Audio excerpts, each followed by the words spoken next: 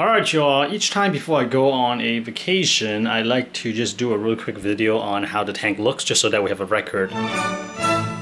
And in case something happened while I'm gone, at least I have a little footage of when the tank is still up and running. Oh man, knock on wood. But here's a mangrove tank. Have not really talked about it much. Basically, the zinnias covered the entire back wall. The leather, the finger leather, completely dominated almost half of the tank. And unfortunately, the neon green toadstool, at least the polyps neon green, is closed right now, but as you can see, it's doing really well. Zinnia is getting a little bit brown, a little bit stringy. I think I may need to tweak the light or nutrient level a little bit to get it happy again. You will notice a forest fire digitata in here. I'm testing out SPS in this tank to see how they would do. I'm kind of curious, and because I have a lot of SPS frags, I could plant here as well if they end up doing well. But for predominantly, this tank is going to be softies. And we also have a different kind of toadstool that is just doing really well. Loving this tank, and I probably should have scraped the glass before I filmed, but hey, here's a realistic look of how one of the tank looks. And of course, we have this really attractive fluff of hair algae growing on the coconium as well. But yeah, this tank got one really cool, exciting thing is that the mangrove shot out two new prop roots right here. That is unfortunately covered with hair algae as well, but that is new. These come out, I think, within the last 2 or 3 months and grew really fast. It's just going down, reaching for the sand. And the mangrove, a while back I was having an issue with it dropping leaves, but it's doing well. I fertilized the water with like 5+, and also I used root tap into the sand just so that the roots, here's another look of the roots, can grab some nutrient as well. So here's the mangrove in all its glory. Interestingly, the new leaves that comes out is no longer really large. Like in the past, whenever these unfurl, the leaves are already large. The newer ones, it's like small leaves, and then they grow larger in size over time. So it's kind of interesting. Not sure if that's good or bad, or if that's just like a natural occurrence. And on the side, of course, we have my aeroid collection. Yeah, it's the Thai constellation from, I think it's probably from tissue culture a long time ago. And we got different guys here. Anyways, reef channel, not plant channel. So real quick, this is kind of like a snapshot of how the mangrove tank look before the Orlando, Florida trip. Let's go down and take a look at the 145-gallon tank. And here we are with the 145-gallon tank. The fish seems hungry. They all seem hungry these days. Whenever I approach a tank, they just kind of wait in front of the tank for food. Oh, look at those fantastic poop. Those are nice coral food. For the most part, the tank, it's back on track. I was having some issues with the Space Invader bacteria, but it looks, based on the 2 frags we have here, it looks like they are healing. The rest, Lynn is holding, and she said that they seem to be holding steady. At least it's not dying back. So I think they're all recovering, which is fantastic. Lynn's soft coral, I don't think he has attached to a plug yet. It's just kind of been living in this cage and reaching out like a prisoner, which that it is. So they're trying to bust out of this cage, only to be in a slightly larger water cage. But that's neither here nor there. The rest of the corals, here's another kind of like a snapshot of how everyone is doing. I do have some cyanobacteria coming in. This has been coming in for the last 2 months. Did not really change too much. I addressed this. I think this is caused by me dosing nitrate, because the last nutrient test I did about 3 weeks ago, the nitrate was sitting at 0.7, and I normally aim for 5 to 15. So I dose a little bit of nitrates, and hopefully that bumped the value up. I probably should do another test, but have not really had a chance yet with everything going on.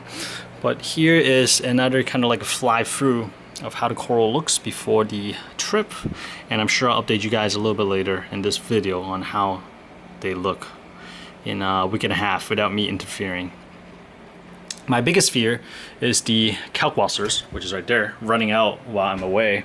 I think, if my math is correct, it should last. It should last just barely. I think I'll be in Orlando for about, well, not in Orlando, but I'll be on the road for about 8 or 9 days. So by the time you watch this, I'll be back and we'll see the state of the aquarium, and that was a really nervous laughter. Yeah. Nothing super out of the ordinary at this moment. Another thing I really want to remind myself is Aptasias. I see that the filefish may have picked off one large one, and there was another one right there that got picked off as well. So that is fantastic. I also want to make sure I track the number of the GMK polyps we got here. just to make sure the filefish is not starting to pick at corals. And check out the whipping willow, man. It's getting large. And I probably need to move it soon. I think within another few months, the Go Torch will be able to touch it and torch it. So we have to move it pretty soon.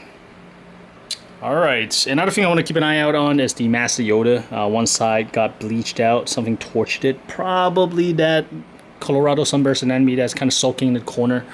But the bleaching has stopped for about 2 weeks already, so I think we should be okay. But I'm keeping an eye out on there.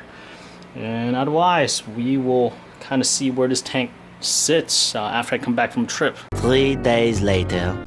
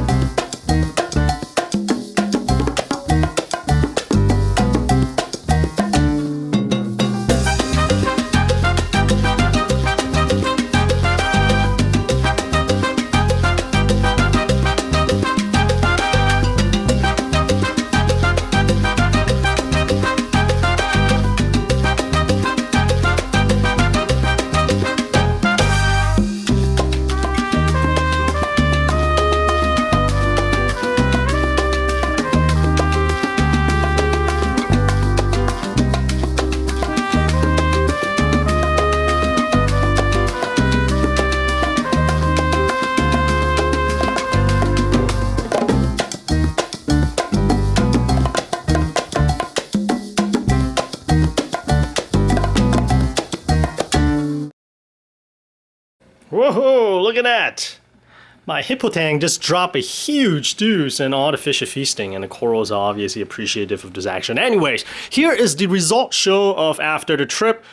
I was away for 9 days. Dogs going crazy upstairs, and my apologies. The tank for the most part is doing okay. Now, there's some issue. For example, I came back, I found that the this frag of GMK, Grandmaster Kraken Zoas, that has been under relentless attack from Estuarine starfish, wiped out. I came home and I found this. The same GMK colony, look at this, 2 starfish just sucking a life out of it. You cannot tell me that nothing's going on here. Here's the new frag I made, and here's the other colony, perfectly fine. That's the one that has been under attack. Let me go ahead and pull them off, but I just wanna track this real quick. Man, look at this. That sucks. I have full polyps on there. Once again, I pulled them off. Polyps there, but again, eventually they just kind of melted. So to me, I feel like that's one of the big reasons why GMK just seems to randomly quote unquote melt. These starfish, man, it's kind of like a chicken and egg, whether it's the starfish that attacks the healthy zoas, or if those zoas are not healthy to begin with, and that's why they attack them. It's hard to say. But I do see a tiny one right there that I'm gonna 100% remove before I reach that colony. So far, that one has been completely fine. This has been completely fine. They've all just been targeting this one, and while I was away for 9 days, they just finished the job. Besides the GMK zoas, the other thing I noticed that's kind of like going downhill is my mushrooms. For the mushrooms, look at that. That is a really bleach out Sunkist. I've never seen a Sunkist that looks so sad. And it's this guy as well as this guy. The other piece of Sunkist floated off to the back right here, and it seems to be recovering, which is excellent. And that's the psychedelic broccoli that I've been calling. I think it's actually called Spitfire or something like that. It's an Indonesian Rhodactis that looks fantastic, and I have a better write-up on these guys in the upcoming mushroom anemone video that will be coming out soon. I keep saying it, but it keeps getting delayed, but it's coming soon. Regardless, my guess of what's happening with the Sunkist mushroom is that the light intensity that's being put out from the combination of the Ecotech Radions as well as the AliExpress bar is just simply too much. And the reason is because I bumped up the light slightly right before the trip. And before that, I bumped it up a little bit too. Each time I bump it up, I basically bump up the schedule by 1%. And hindsight, I probably should have used a par meter to get exact reading to see how much of a par that I made it jump, because on paper 1% may not be much, but in practice it may be quite a decent bit. But from memory, I remember the top of the rock work before I bumped up the light was about 300 pars. The sand bed, if I remember right, was about 150 to 180 par.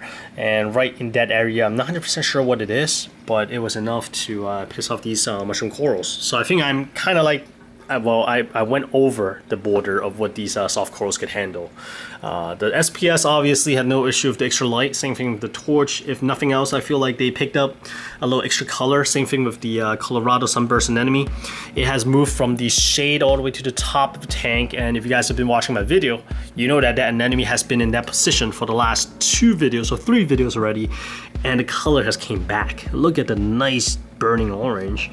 But I can't say the same for the Sun-Kissed Anemone, which, well, look at that, just all bleached out. So the other thing I noticed besides the sun-kissed mushroom anemone is that some of the zoas started closing up near the end of the day, meaning that if nothing else is picking at it, I'm guessing that means that they have enough lights. They just want to close up. So what I ended up doing is dialing back from 91% scheduled power. I dialed back to 88%. So before the trip it was 90, right? And then sun-kissed was like that. So I was like, all right, let me bump it up to 91.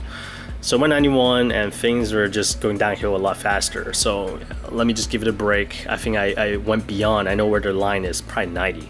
So I dialed back to 88%, and later on I'm going to come back in with a par meter to see what par that gives us, because even at 88% I think I can still grow a lot of these SPS at decent pace. And also I need to check my nutrient as well, because I only want to ramp up my light if my nutrient level is high enough. Otherwise it's gonna burn the corals. That's another thing that I need to touch on in the future.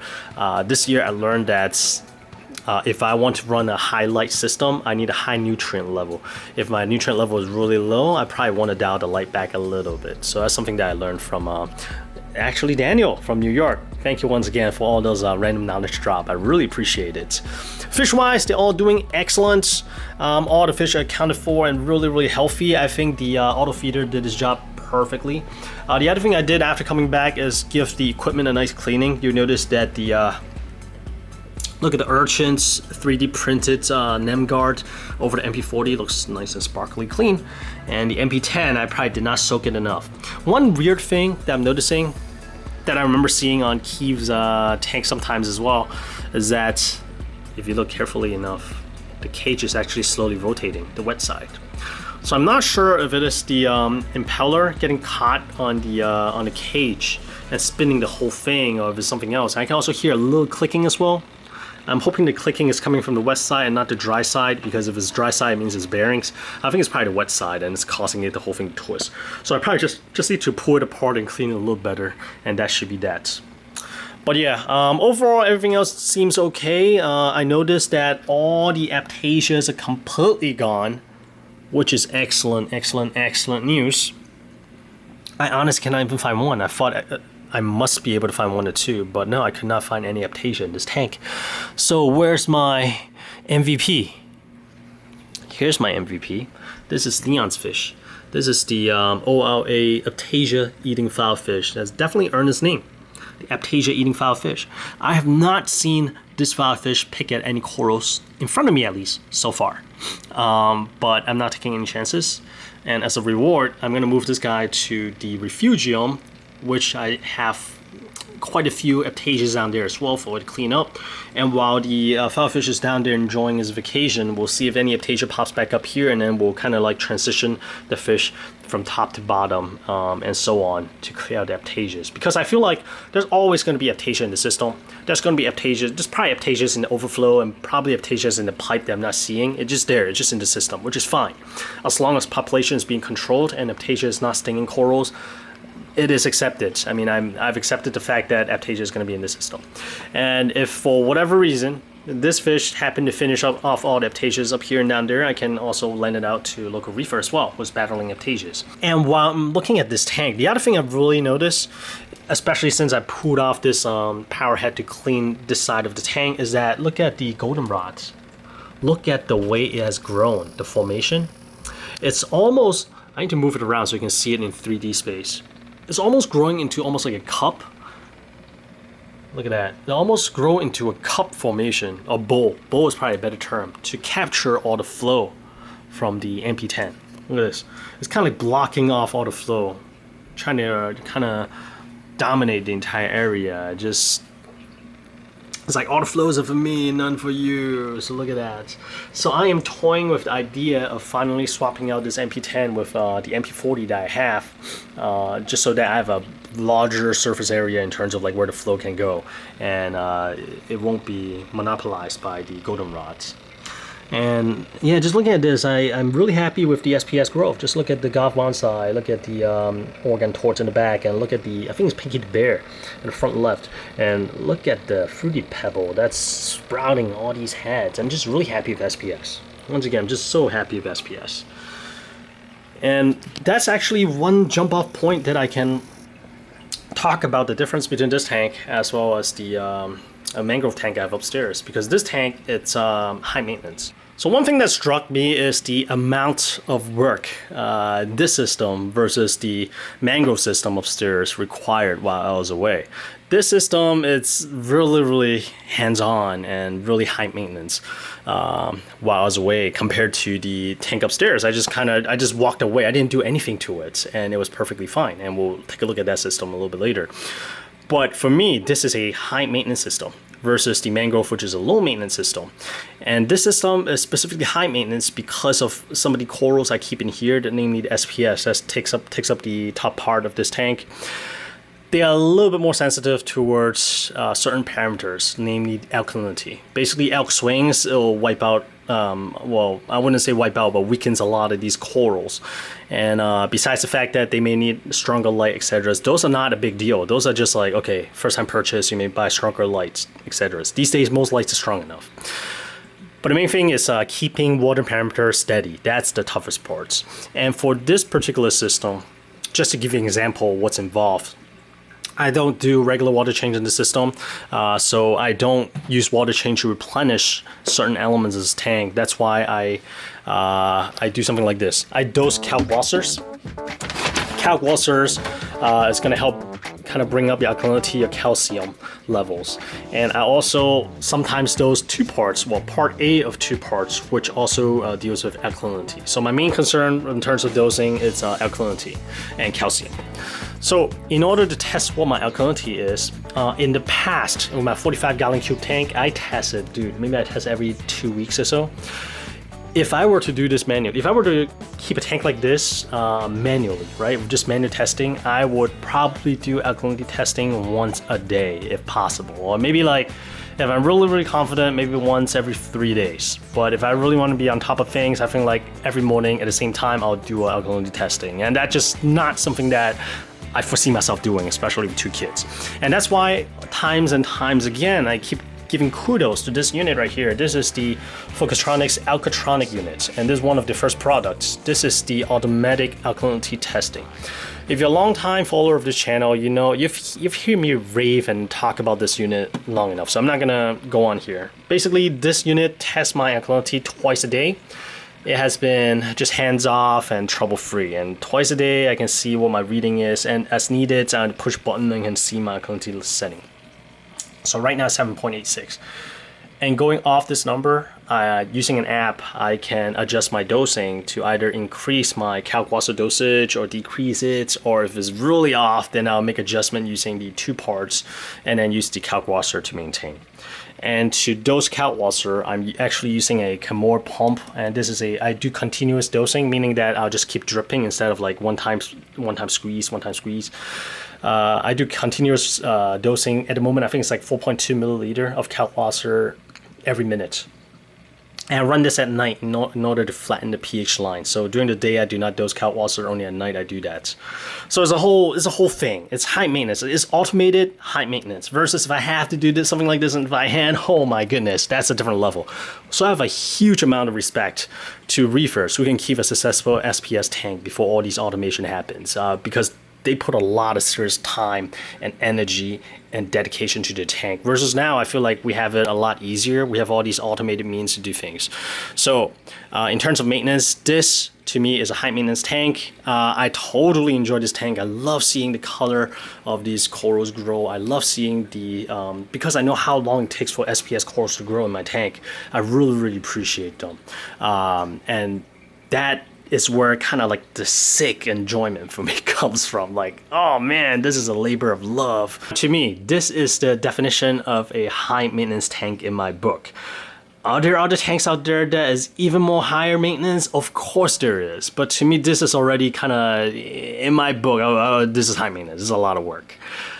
Now let's kind of flip the page and then take a look at a tank that is low maintenance. For example, so a tank that maybe if I'm still in college right now, I'm more than happy to have in the dorm, if a dorm allows a fish tank these days. So let's take a look at the mangrove tank. And here is the mangrove tank, aka my macroalgae tank, aka my softy tank, aka my low maintenance tank.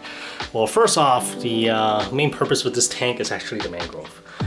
So the mangrove came first.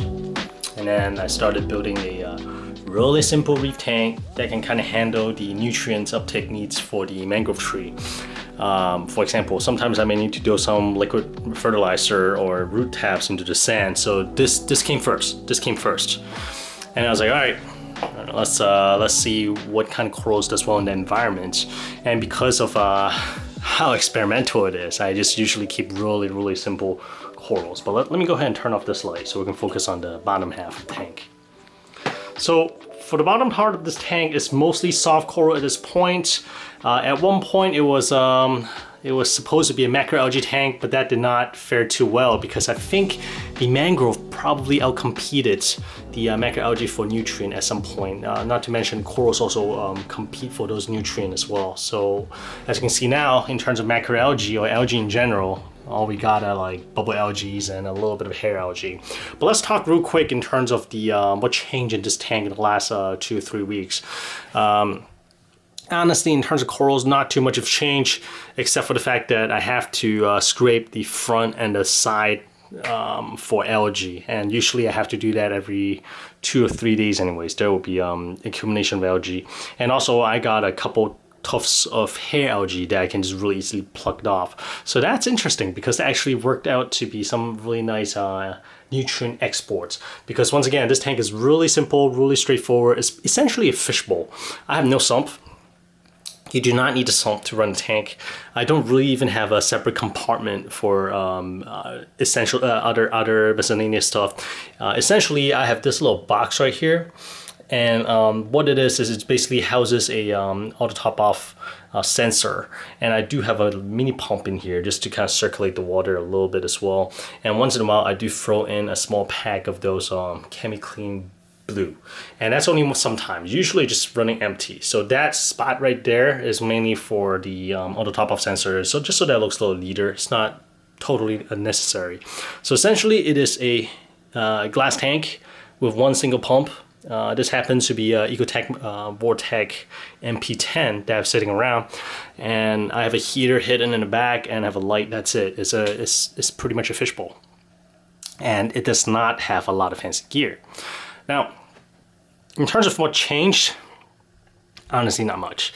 The only thing that I added is a Forest Fire Digitata SPS. I was just thinking in there just to see how a SPS would act would fare in this tank, and it's not great. It's not dead, but it's definitely pale, and the polyp extension is not great.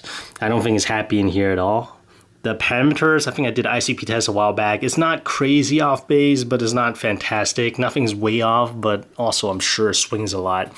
So I'm probably gonna move this frag back down here and just keep this tank to corals that keep its color, not based off of the water parameters. For example, like soft corals, like a toadstool and stuff like that.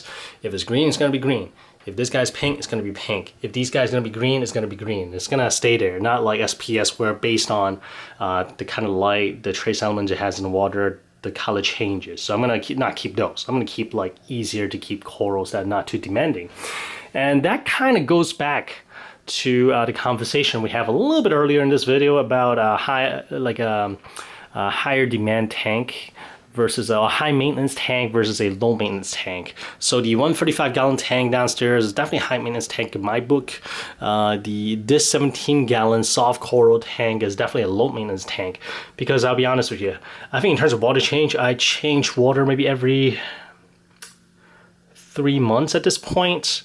Yeah, this tank has just been on autopilot, especially with the second kid now, even though the kid is only 2 months, but even before we're doing prep work and things are just gotten really hectic, and I totally neglected this tank, and I have not done water change in a long time. So usually when I start seeing things start to really go wrong, I was like, oh, this coral like close up for quite a bit, and that does not look normal. Let me just do a water change and reset the parameters. That's when I do a water change.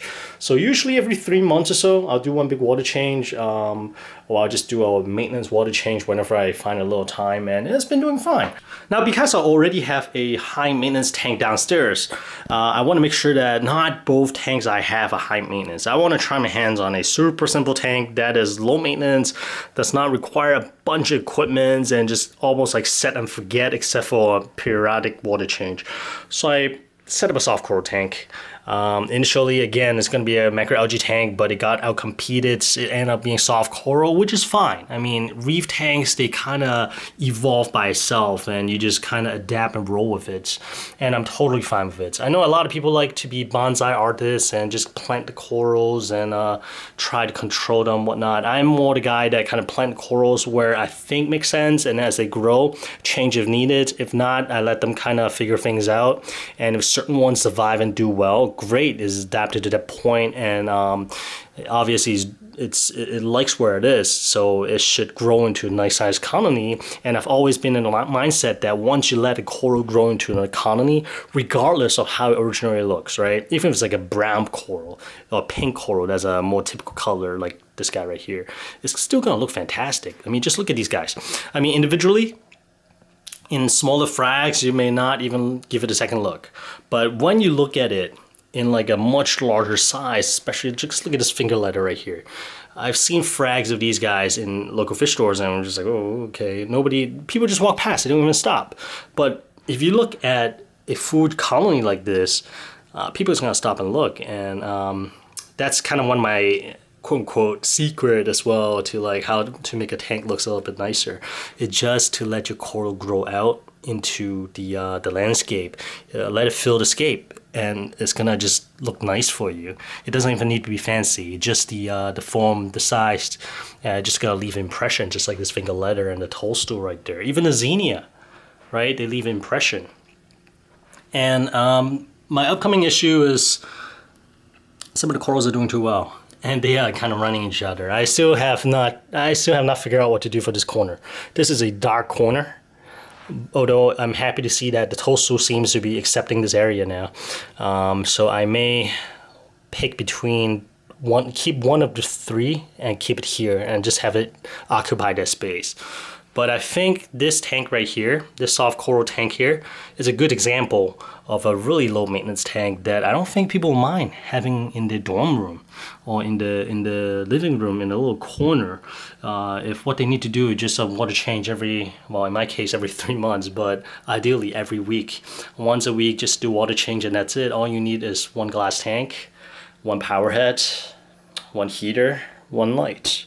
And ideally you'll have an auto top off as well to keep the water parameter stable, especially since it's such a smaller water volume. But hey, you know, that's all you need to really run a successful reef tank, assuming you're not trying to go for the most sensitive species or corals like SPS and stuff like that. So that's my take in terms of a high maintenance tank versus low maintenance tank. It's all a matter of what you want, because ultimately, if you ask me, they both look nice. They both look nice. And if you ask somebody who is not familiar with reef tank and different coral species, they may even think that the movement in the soft coral tank looks better than SPS tank. But if you ask me, who knows a little bit more in terms of what's involved and stuff like that, I'm going to point to the SPS tank, like, oh, I do think this is a little bit more appealing to me because of the challenge, right? How do you bring out the color and stuff like that? So that's actually a little bit more appealing to me. But the difference in terms of efforts is is pretty big. Is it worth the efforts? I don't know. That's up to you to decide. But that's kind of my take in terms of like low maintenance tank and high maintenance tank. Both are fantastic. Both can be beautiful, and just a matter of which one speaks to you at the moment and which one you want to temp and how much time you have. And check these out. My fish, I was just about to say my fish are like my puppy dog right now, because like whenever I come in front of a tank, they swim out because they think food is coming. But for some reason, they're really afraid of the camera. The other thing about this tank is that I'm also keeping some low maintenance fish in this tank. Well, technically no, because a lot of people's Bengal cardinals, they only take frozen food. But I guess I got lucky. I found the band guys that take flake food and pellet food pretty readily. I got them from Petco. I also got this little blenny right here. So before my trip, I just kind of fed them a large meal, and that's it. I just walked away for 9 days and came back perfectly fine. Because fish, they don't have to be fed every single day unless you get fish like Amphius, which I have downstairs. They have a much higher metabolism, so they have to be fed a little bit more regularly. Not so much lytail that I have, but just in practice, I tend to feed them at least 2 or 3 times a day anyways, just so that they get what they need, right? But in their case, Bengal cardinals, especially because this tank is quote unquote so dirty, there are a lot of pots running around too. So I walked away from 9 days, came back perfectly fine. Belly's not even sunken in, and carry on as usual. So once again, low maintenance tank. So guys, that is kind of like my take on my 2 tanks. One I consider high maintenance, which is the 135, which needs a lot more hand holding and checking because it has more sensitive corals. And number 2, the lower maintenance tank, which is this one, the mangrove tank, 17-gallon soft coral tank, which has much more forgiving corals in here. And at some point I had anemone in here as well. Bubble tip anemone is also really forgiving. So it's 2 different type of tanks, 2 different styles. Look-wise, they each have their charm. The 145 obviously is much more colorful. The 17 has much more motion and it looks a little bit more naturalistic. And of course, you can do all these stuff with mangrove and whatnot. So they each have their charm. In terms of time and efforts, huge difference. This tank is almost like no effort at this point, just water change once every couple months. I should do it every week. But the one downstairs, the big tank, lots more effort in terms of keeping water parameters. And I think which one you prefer is definitely where you are in the hobby at the moment. For me, I really love the one downstairs because of challenge, and I love seeing how the color morphs and the SPS grow at this point. But if I were to do something that's kind of like if I'm really super busy and or I just don't have that much space or dollar to dedicate to the hobby, this would be perfect. I would be perfectly happy with something like this in my living room. So my friend, my question to you is, what is your preferred type of reef aquarium at the moment? Are you more into the hands-on high maintenance tank, or are you into the more hands-off low maintenance tank at the moment? Leave in the comments, we'll start a chat. With all that said, I hope you guys have a fantastic week, and I'll see you guys next video.